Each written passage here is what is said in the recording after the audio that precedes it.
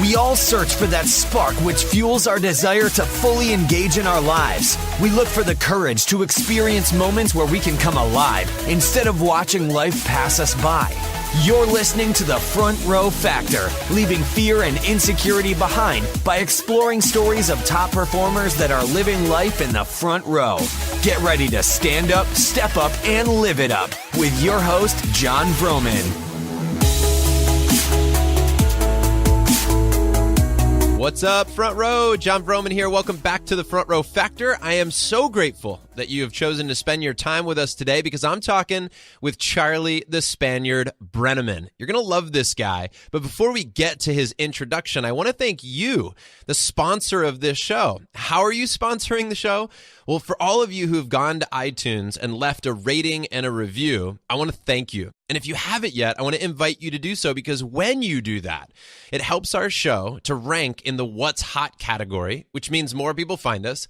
And the more people that find us listen in and we have a bigger impact and the Front Row message gets out there. They get exposed to the Front Row Foundation and we get a chance to create more experiences for more deserving people. There's so much good that comes from you commenting and sharing these episodes. So today, when you listen to Charlie's episode, ask yourself who would benefit from this and then go to iTunes and leave us a quick review. Just go to frontrowfactor.com/review. It'll take you right to the page where you can leave your thoughts. And just one sentence of what you think would mean the world to us. So again, just go to frontrowfactor.com/review and tell us what you think. Now on to Charlie the Spaniard Brenneman. So this is a guy who is a professional mixed martial arts fighter, a speaker, a mentor, and an author. So following a successful high school career in wrestling, Charlie went on to achieve a top 12 finish at a Division I Nationals. Now, after teaching then for 3 years and winning Spike TV's Pros versus Joe's reality show,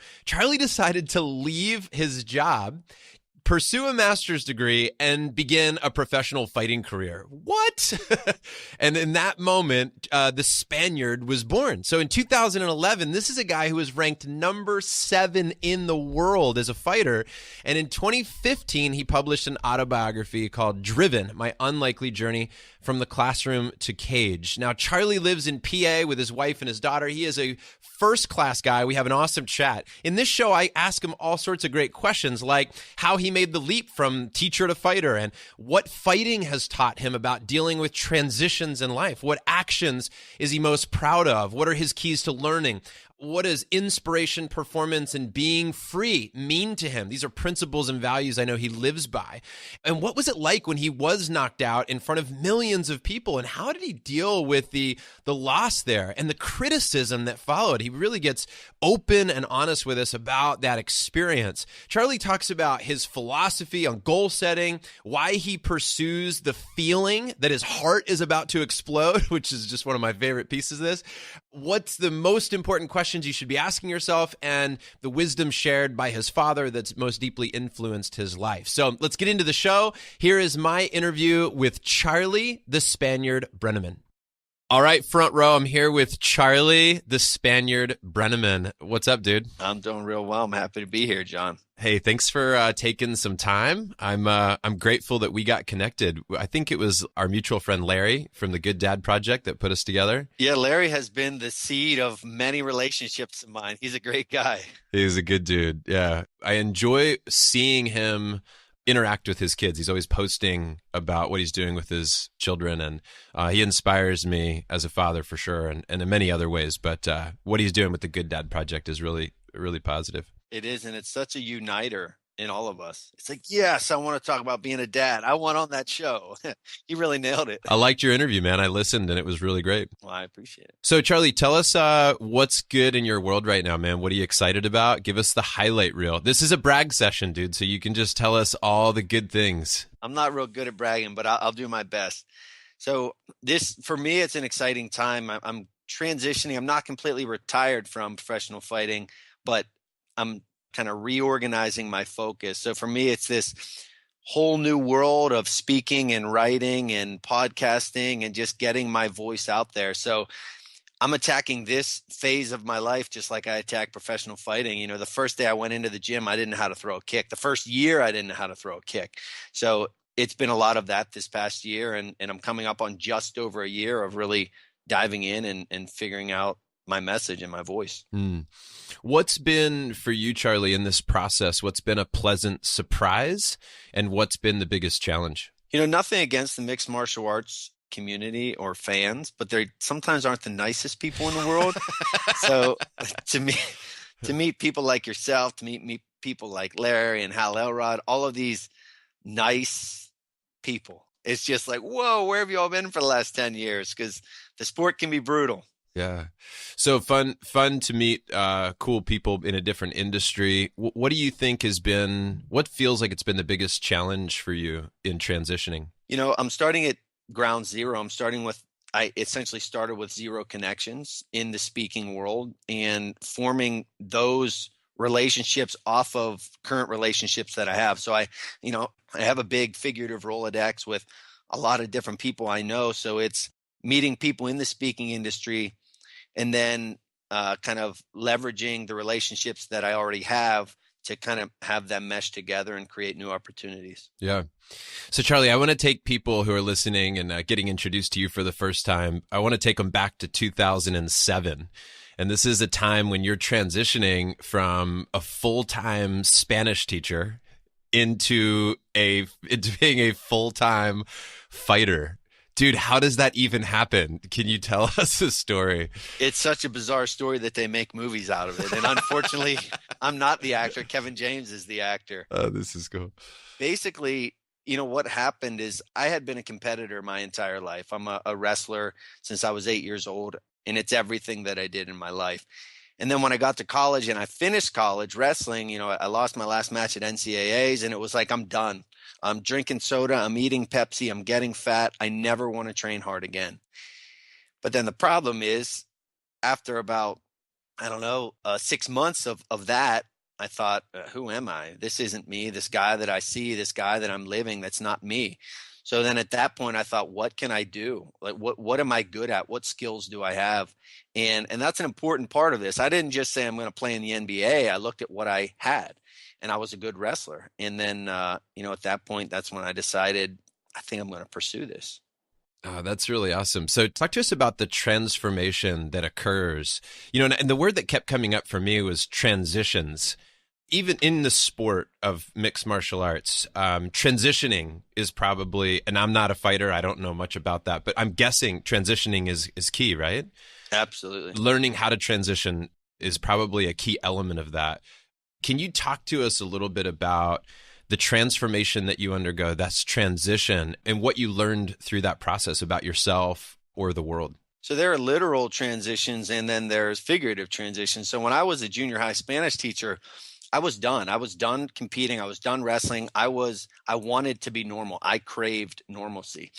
And then I didn't crave it, so I had to do something about it. And, when I transitioned literally from a junior high Spanish teacher to a professional fighter, it wasn't something that just happened. I didn't just snap my fingers and I was a professional fighter. I had to learn.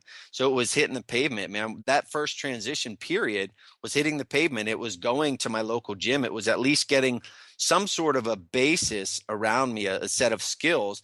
And then from there, I just incrementally would take it a step further, start branching out a little bit, transition into new training environments, transition into new training partners. And then when I really felt like I was ready, that's when I said, okay, I'm going to leave my job formally. I'm going to leave my job, left on good graces. I made a plan. I left my teaching position, and then I secured a graduate assistantship in grad school. So that kind of took care of living for a period of time. And then from there, I moved to Eastern Pennsylvania, again, part of the plan. And then into New York and New Jersey. And this was all just transitioning into this new role as a professional fighter, step by step. You mentioned learning, you're like, I had to learn, starting from square one. If your kids come to you and ask, what's the key to learning? What do you tell them? Action. I mean, it's action. You have to do. To become anything, you have to do. There's, especially in the fighting world, in the professional fighting world, amateur, both, everyone is, air quotes here, a fighter. But you're not a fighter unless you fight. I mean, you're a podcaster because you do podcasts. You don't just sit at home and study about podcasters. So for me, you learn by doing. What's an action that you've taken in the past, or several actions that you're most proud of?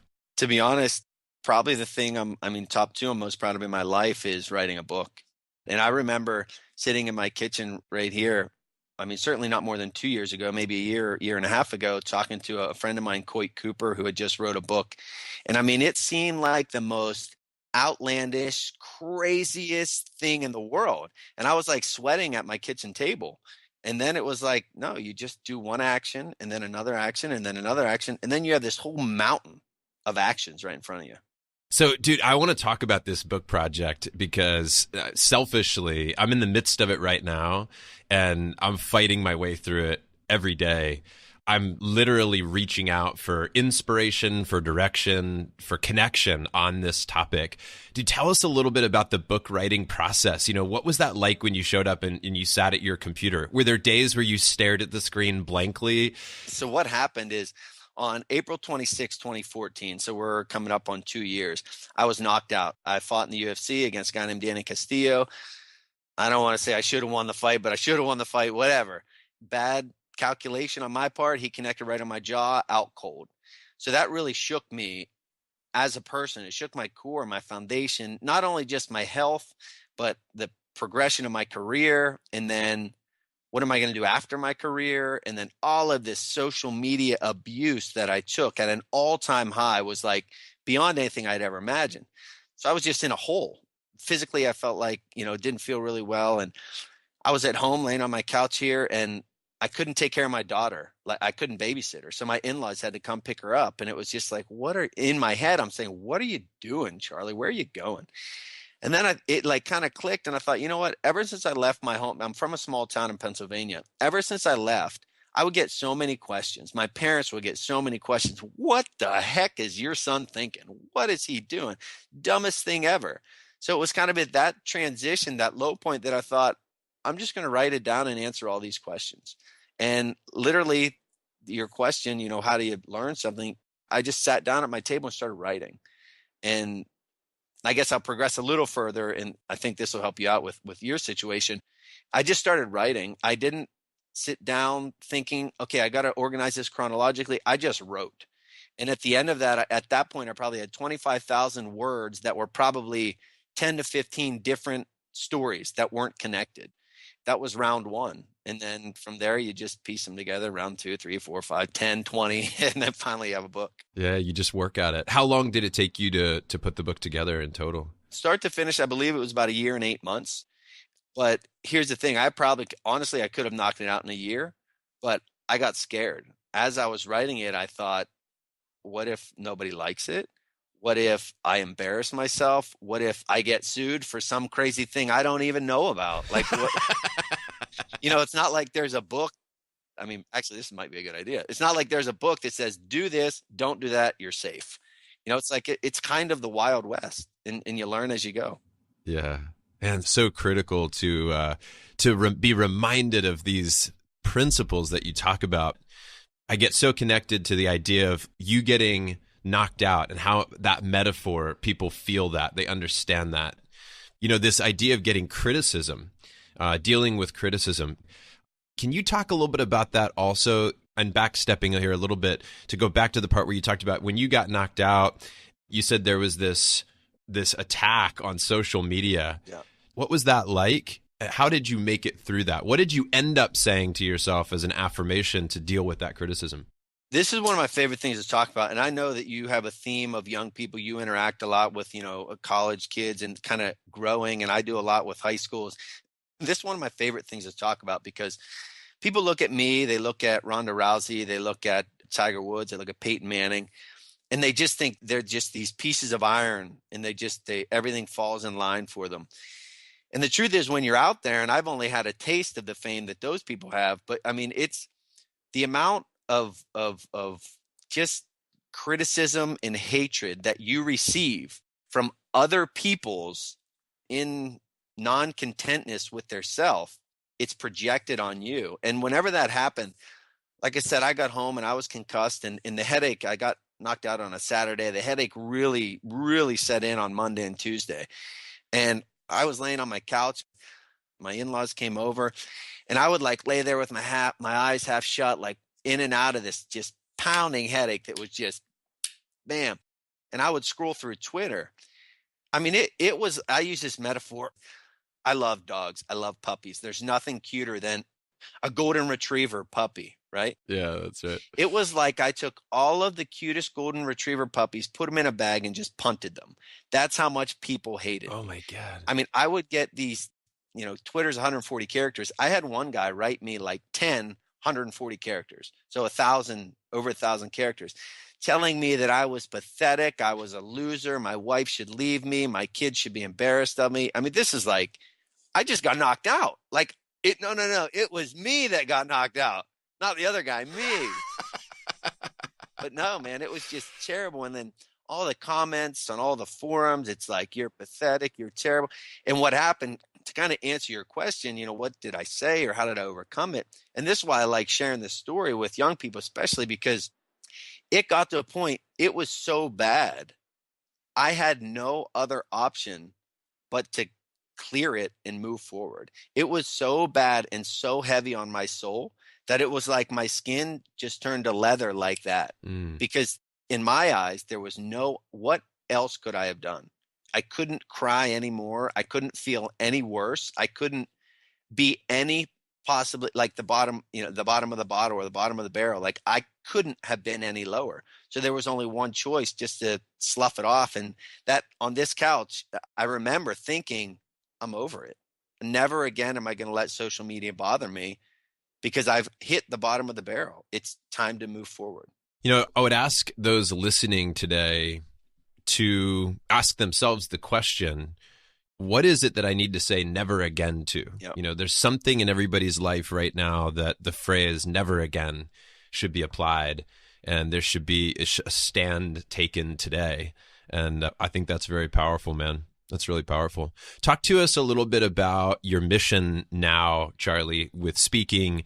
And I know you said this is a passion for you, especially maybe that inner dialogue that we're talking about right now. And you're a human being, man. You're wrestling and battling and fighting like the rest of us. You did it publicly in a way that many of us haven't. But talk to us about your mission now. I know you want to talk to specifically high school students. Is that right? Yeah, I seem to generally connect best, to be honest, from middle school up through college is kind of my hotspot. And I've also done a couple corporate events where I've really resonated with the audience. But my overriding mission and theme, so for as long as I can remember, when I think back and I've been thinking of my message and what I have to offer people, 3 things in my life really stick out: the desire to inspire, the desire to perform, and the desire to be free. I want to inspire people, I want to perform, and I want to have freedom. And the way I've manifested that throughout my life is through sports, through teaching, through then back to professional fighting, and now through speaking. And this is hard for me to say. We made that joke at the beginning about the brag session. I don't look at myself, I don't think anything different. I just look at a very kind of pragmatic, very step-by-step person who does things, and that's it. That's why I've gotten results. And I want to share my story, both stories like the social media, both stories like what's it like stepping in a cage, with another guy, Anthony Johnson, who's the biggest, scariest guy on the planet, who wants to beat you up, and just having to battle that head on. And I've experienced some really valuable life lessons that I really want to share. And in reference to young people, my weakness, not my weakness, but my passion, there's nothing I hate worse than walking down a hall in a school. And I actually get emotional about this, because there's nothing I hate worse than seeing a kid who doesn't have the self-confidence to look you in the eyes and say hello. That's it. Like, I just want you to have the self-confidence to say hello. I'm so-and-so. And I want to instill that by sharing the social media abuse, the failing in front of 1 million people, getting knocked out. I want to share those stories to empower kids to have the self-confidence that I think every kid should have. Wow. When you painted that picture of walking down a hallway and there being some, student who doesn't have that courage to look you in the eyes, I have seen that. I've felt that. I've been that before. I think that's well said, and I honor your mission for that. I appreciate it. So you said inspire, perform, and freedom, and be free. And be free, yeah. So tell us what inspires you in life. I get inspired by a lot of things. I'm a very complex person. So part of me is inspired by The Rock. I love The Rock. I think he's the greatest guy ever. He inspires me. Tell us why. You got to give us more on that one. Man, The Rock is just one. His ambition is otherworldly. Yeah. And that's what inspires me the most. I mean, the guy's up at 4:30. He's filming all day. He's training. He's sweating. I love sweating, man. I love training and busting my butt. So that side of him, the fact that he's if you follow him on social media, I don't know him personally. He's one of my top 25 that I want to meet, but he gives back and he has the ability to make simple, normal people feel like $1 million.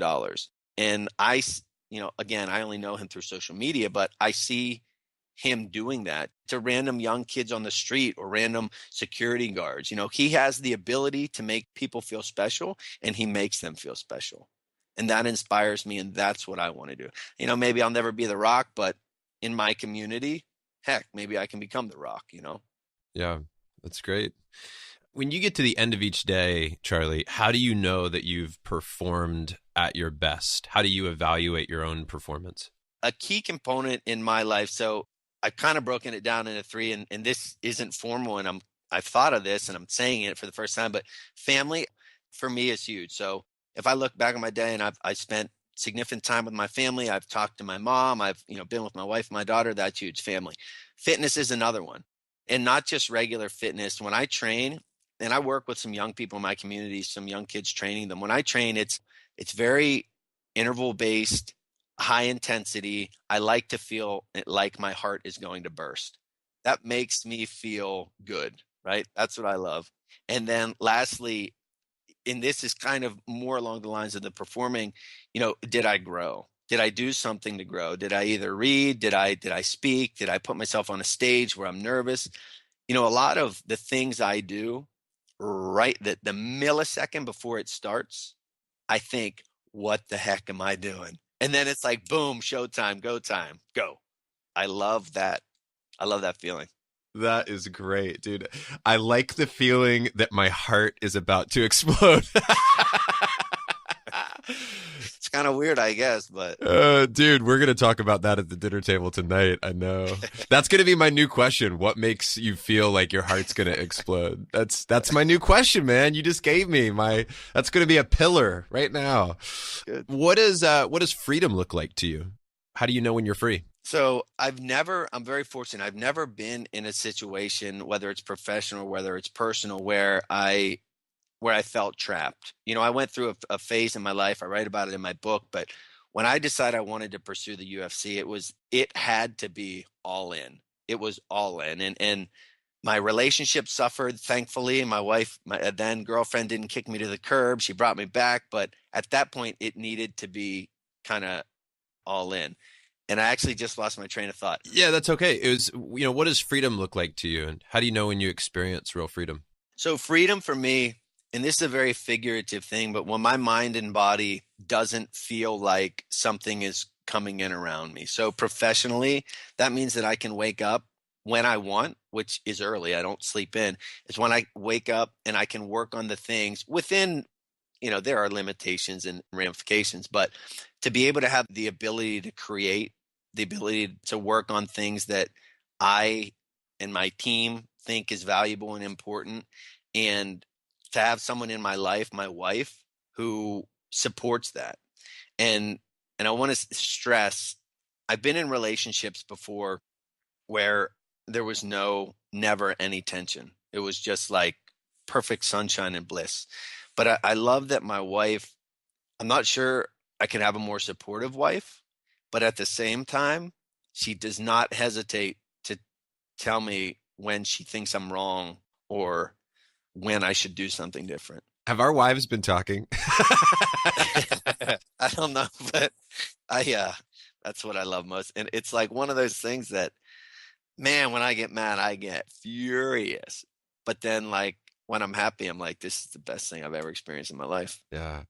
How do you deal with anger? Speaking of getting furious, like how have you learned to control that side of you? To be honest, man, if you would rate me on a scale 1 to 10 in terms of how angry I get. I don't think I get that angry that often. But for me, it's breathing. It is total breathing. It is deep in through your nose, out through your mouth, and thinking outside of the situation. I have the capacity. If my wife's listening, she's going to say, "What?" I have a lot of times, I have the ability to kind of think outside of the action. When you're all in anger, it's like you're not thinking, you're seeing red. I've trained myself and I'm getting better at having the ability to stop, look at it from the outside, and know that this too shall pass. And when it passes, then think about it, then talk about it, then work on it. Where did you learn that technique? Through practice, I think, man, to be honest, because it was just, I would get mad at things and I would get so frustrated and I would feel my heart rate, my blood pressure, everything. I just feel it raising. And I felt like that red scale was, beep, beep, beep, beep. And I just realized time and time and time again, it's like, just slow down and breathe, because it'll pass. Just like the abuse on social media passed, just like getting knocked out, it'll all pass. I remember watching a fight one time, a UFC fight. They were on the bottom getting pummeled. And from their corner, they were yelling, "Relax, breathe, relax." And I just kept thinking to myself, dude, if I'm on the bottom and somebody is trying to murder me, breathing, relaxing. Here's the thing. I mean, the answer, it seems like the most craziest thing, but it's the most correct thing, because whenever they say in case of emergency, stay calm, or, don't run, or, keep your wits about you. It's the same thing in fighting. When I'm getting choked and I feel, and this is figurative and it's literal, you feel the walls closing in around you. And then it's just like all of a sudden it's out and there's nothing, right? When that wall is getting closer and you start freaking out and you start hyperventilating, all that oxygen is going. You're wasting energy, you're wasting oxygen. Whereas if you stay calm, I mean, I don't even move an inch. When someone's choking me and I'm like that close, an inch from being out cold, I'm not even moving. I'm just staying there, the poker face, letting them think, holy crap, this guy's not even going to get choked out. Oh, well, and you hope they let up before you pass out. But, that's the way you handle it. It's weird. How have you learned to stay present in your life, to stay in the moment? I'm working on it. I'm certainly not perfect. In competition, when I was a high school wrestler, I was a really good high school wrestler. I was a state silver medalist 2 years in a row, but I never won a state title. And I never won a state title because I was incapable at the most pivotal points of being present. And that's a skill that I learned after graduating wrestling. Back in teaching, I was on a reality show called Pros versus Joes. And it was on Spike TV, and I ended up winning the season. I ended up winning the reality show. And that was the first time I could remember, whoa, I was in it, man. I was thinking about it.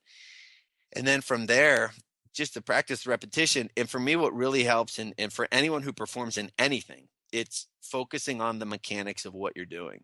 So when I'm in the octagon, I don't even know that there's 15,000 people around me. I know what the canvas feels like on the bottom of my feet. I know what my opponent feels like. I know what the body temperature, I know, what it feels like to get hit. So it's just focusing on the actual mechanical things that you're doing has helped me stay present. That's great. I think I remember seeing an article but maybe a blog post that you had written, Charlie, about goal setting. Can you talk a little bit about your philosophy as it relates to goals? Yeah, absolutely. And this is kind of evolving, to be honest, because I read a lot, and I read a lot about whether to set a 10-year goal, a 5-year, a 1-year, a 6-week, etc. For me, the most important goal is right below my vision is the biggest goal. That, to me, personally, that goal I feel like is the most important goal for me to have. And I actually don't formally set a 1 month, a 2 month, a 6 month, a 1 year. I have my master goal. I want to be the most sought after speaker in the country. That's my goal. And then I'm disciplined enough that my actions, my daily actions, weekly, etc., are pursuant to that master goal. Yeah, that's excellent. I've read this past year or two, now if I'm thinking about it, Essentialism, The One Thing. These are books that really do get you focused on the priority. and then being laser focused on that one activity. I think a lot of times people get into the complexities of goal setting and they lose the essence of just staying laser focused on like one outcome. Absolutely. For me, I mean, with UFC, it was it. It was like, that's my goal. I didn't have in 6 months, I want to have 2 fights. And no, it was like, I want to get to the UFC. So my actions are pursuant to that goal. Yeah, that's interesting. I'm going to circle back to the book for a minute because I feel like I wanted to ask you a question there and I just forgot to. But so go back to the book, which is titled Driven, My Unlikely Journey from Classroom to Cage. If somebody were to read just one chapter of that book, what would you say is the most critical chapter? Or what's the most critical takeaway from the book if you said, look, if you can only learn one idea or one concept from it? I think that the intro is probably very key and very critical to know why I do the things I do. And in it, I talk about the freedom that I'm after. So I think that'd be very critical. The thing that I would say, what's a great takeaway, and this is from my vision of the book, but it's also from the reviews of the book, is I won't sit here and say that you can do anything in the world you want to do because I'm never going to play in the NBA. It's just not going to happen. But I will say that the takeaway from the book and from my journey is that the amazing things that one simple human being can do, if they believe in it, far exceeds any expectation that you really would have had about yourself. Because I still look at myself. I mean, I fought Johnny Hendricks. I beat Rick Story. I fought Anthony Johnson. These guys are killers, right? And I was sitting in my 9th grade classroom at Hollidaysburg Junior High teaching Spanish one day and said, I want to do that. I mean, I laugh at it. It's like a joke, but it's not a joke. It's real. And that's what I want people to know. Like, no, you can do it because I did it. And that's crazy that it is amazing that, and I think Tony Robbins was the first person I heard say something to the effect of, in the moment of decision, your destiny is shaped or changed. I think it's just so powerful that when you get that idea, that it's almost even asking the question, right? It's, wow, how can I do that? And then that begins a journey. What do you think are some of the most critical questions people should be asking themselves? For me, one of the core components of what I deliver, the messages I deliver, whether it's young people, whether it's old people, is what do you stand for? Who are you? One of the biggest things that I stress to anybody, especially young people, but to anybody, is know who you are and have the self-confidence to be that person 100% of the time.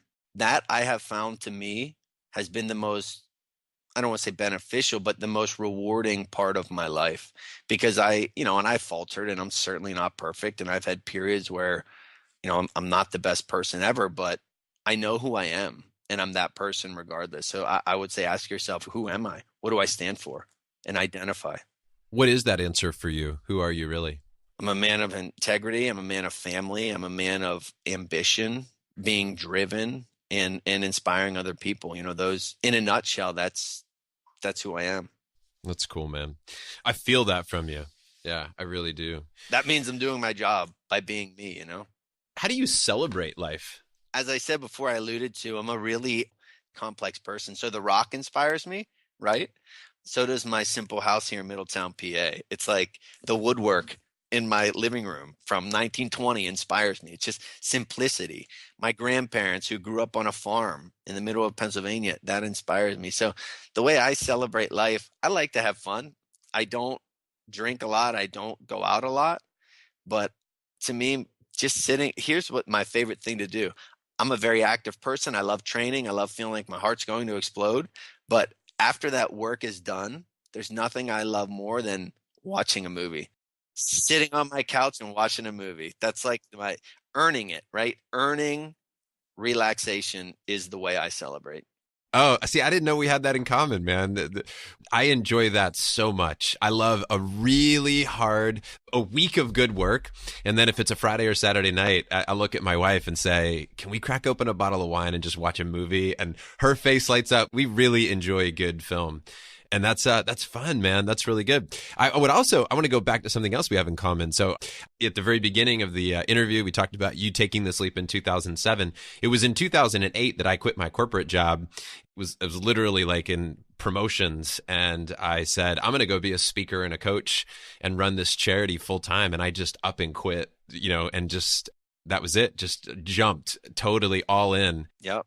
I'm sure you got lots of stares. Yeah. Well, the interesting thing is that year I moved into a new house, I got married, I had a child, and I quit my job. Yeah. So people are like, I think that was like 4 of the 5 most stressful things you could do in this world you did in 1 year. I bet your in-laws were thrilled with your decision. Well, I had proposed to my wife. I said, hey, would you marry me? She's like, yeah. And I was like, oh, by the way, I'm quitting my job. It was a fun time of life.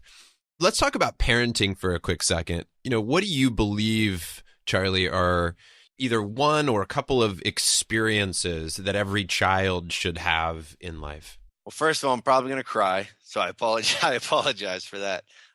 For 2 reasons. One, I'm very fortunate to have the parents that I have, and 2, I'm very passionate about raising my daughter. But the thing that I think really solidified or really had an impact on me with my parents is my parents lived it. They lived their message. They lived their values. I say this statement a lot when I present, but I remember one time my mom, so there's 2 things that stick out to me that my parents said. One, my dad, when I was a kid, I was a young wrestler. He said, don't go around telling people how good you are. Let them tell you. Oh, wow. That was just a lesson in humility from a young age.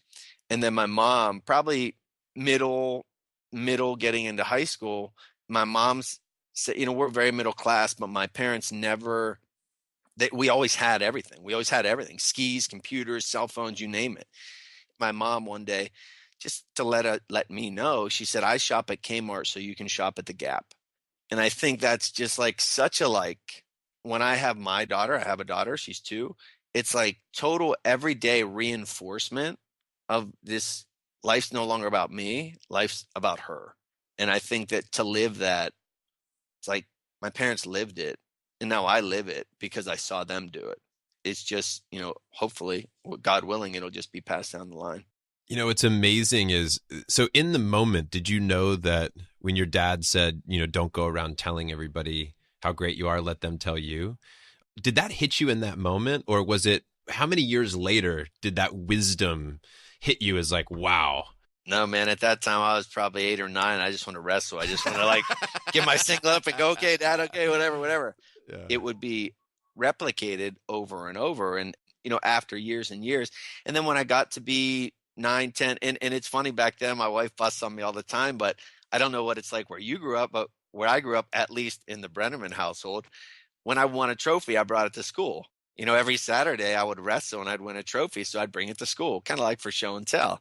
And it was around that time that it really started to sink in, that it's like, then I started to realize what humility is, and I realized what being a real winner is. And so those words then came back to me, and okay, I get it now. I get it. And maybe bringing my trophy at elementary school is counterintuitive to not telling people how good you are. I stopped doing it after a while. Well, I think what's great for parents to remember is that a lot of times what we're verbalizing to our children, what we're sharing, what we're demonstrating you might not be able to see the benefits of those comments or those examples that you're living until your kids are grown up and they'll come to you and say, man, that inspires me even to this day. But in the moment, it doesn't always stick. And it's funny, my parents, they're certainly not tech people and they can check their email, but I've been doing a lot of podcasts, so I'll send them links and they'll listen to one every once in a while, and I guarantee they'll listen to this one and they'll say, I didn't know you thought those things about us. I don't remember saying that. And it's like, well, you did, because it's etched in my memory. That's right. Yeah, exactly, man. That's so cool. Charlie, how do you process the fact that this ride ends for everybody at some point? The ride of life, you mean? Yeah, that tomorrow is guaranteed to nobody, and that, the one thing that we all have in common is that at some point, 100 years from now, 7 billion people on this planet will no longer be here. Life is a non-renewable resource.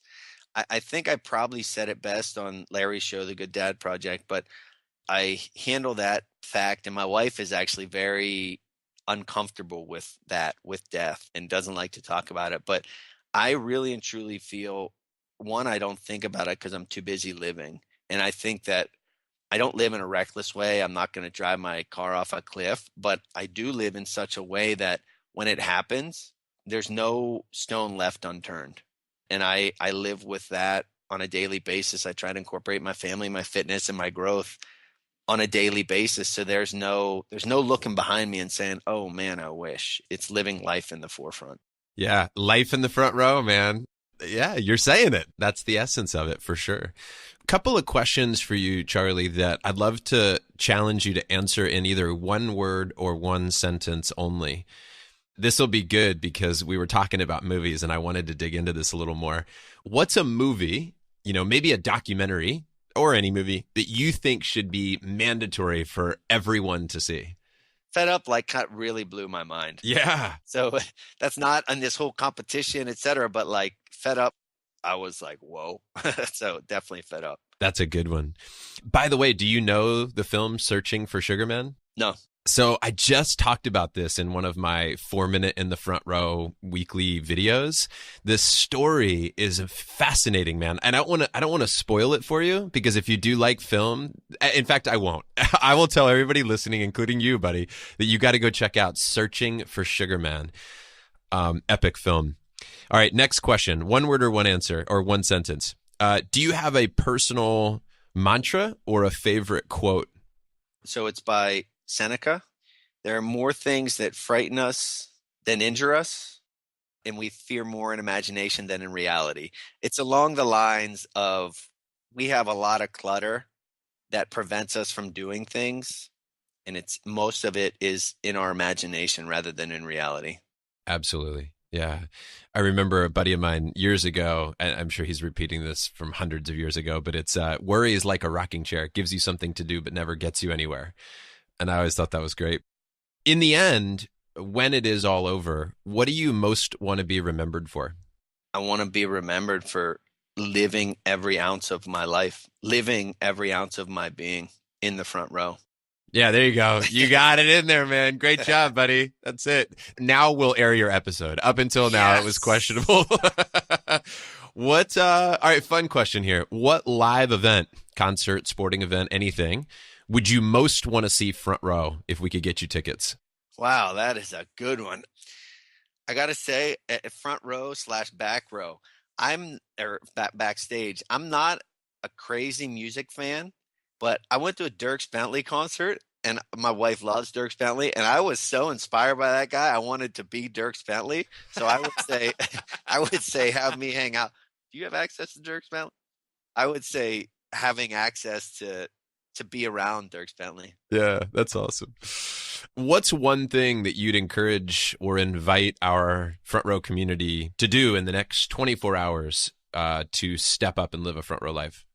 So a lot of what I do is based off of physical training. And I really think that, you don't have to push yourself so hard that your heart's going to explode. But I really think that physically putting yourself in a physical uncomfortability keeps me aware and keeps me on for every aspect and every angle of my life. So I would encourage people not to just walk whatever, do what you can do, but whatever it is that you can do, max it to a 10 so that you really feel it in your soul and you really feel that because I think that exertion, that physical and mental exertion keeps me so alive and so primed for whatever I'm doing that it's such a key component of my life. So I would say to do that.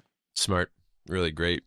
Final thoughts for the audience, Charlie? Anything you want to say? Anything we didn't talk about today? Final parting wisdom? I thoroughly enjoyed this. I don't want this episode to end. I appreciate what you're doing, and your listeners know what type of person you are, but I've thoroughly enjoyed getting to know you and look forward to, just being friends, if nothing else, just being friends, because I think what you're doing and your message is tremendous. And I appreciate the opportunity to be able to share my story on your platform.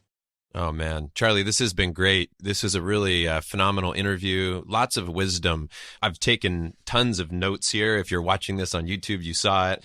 If you're listening, I've got pages of ideas, thoughts. You've created some great dialogue for me to have with my son at dinner tonight, some fun things for me to think about personally. I think that you bring a lot of value to the world. And as I often say to my guests, Charlie, and I'll say to you, thanks for creating a world that my children are growing up in. Your actions and your contributions are truly shaping a society that my boys get a chance to experience. I believe this is team human. I believe that I cannot hurt you without hurting my sons directly. If I help you, I help my sons directly. My motivation is raising two awesome boys and creating a powerful family. I know we share that in common, and I think that we have many, many things to talk about down the road. If you're listening right now, make sure to check out Charlie online. Where do people find you, Charlie?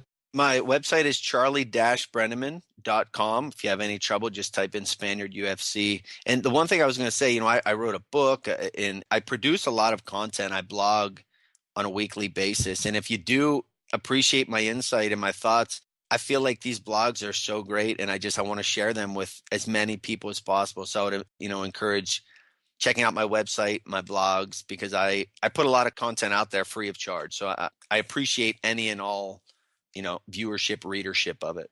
Yeah.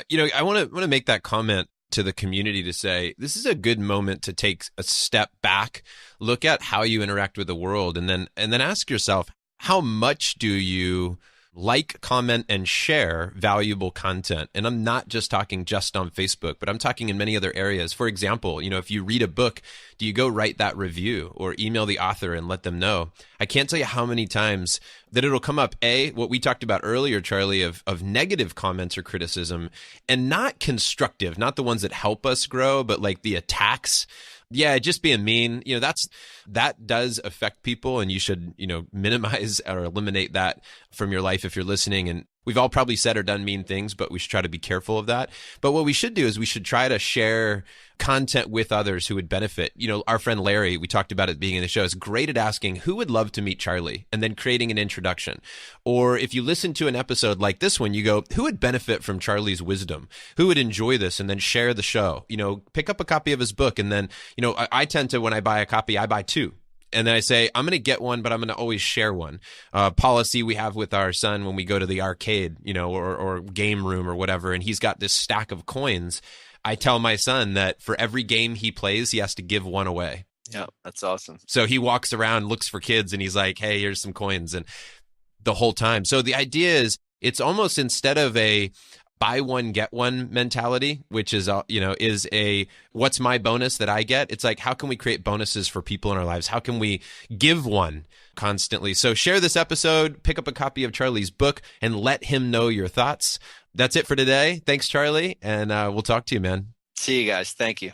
Thanks for listening to the show today. Make sure to check out Charlie's website at charlie-brenneman.com, or just Google Charlie Spaniard UFC and all of his stuff will show up. Also, make sure to pick up a copy or 2 or 10 of his book, Driven, on Amazon, and share those with some friends. Speaking of sharing, hey, who would benefit from listening to this episode? Send them the link and share it with them. You can get all the episodes at frontrowfactor.com. At the beginning of the show, I thanked you for being a sponsor. I want to thank you again.